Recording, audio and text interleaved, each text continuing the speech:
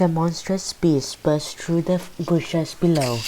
Looking down from my perch on the branch, it looked even more enormous. It had mane of a lion, the sleek black muscles of a wolf. I held my breath. Beside me, her eyes wide with horror. Hannah clamped a branch over her mouth. I could hear my voice and in my head. "Please don't look up," it kept saying. "Please, please don't look up."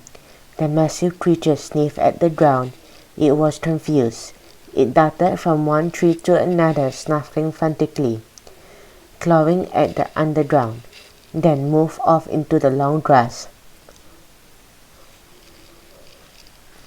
There was absolute silence in the forest. Nothing stirred.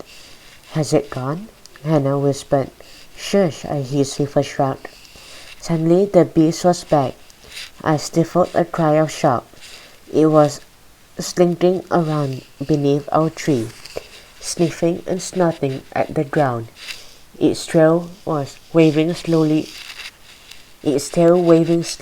angrily.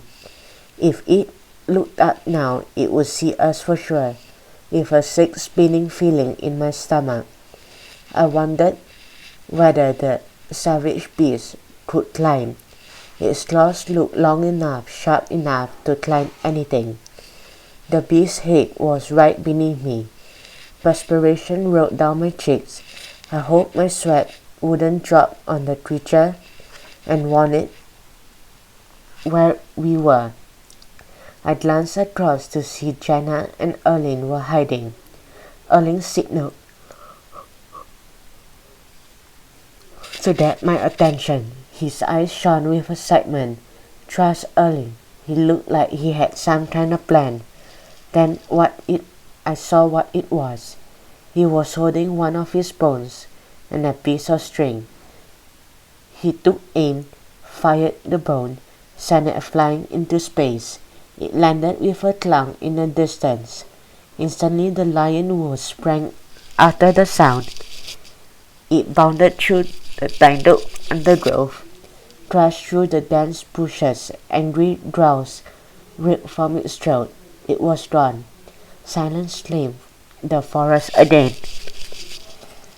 I listened for the faintest sound. Nothing. I washed a trembling hand over my head.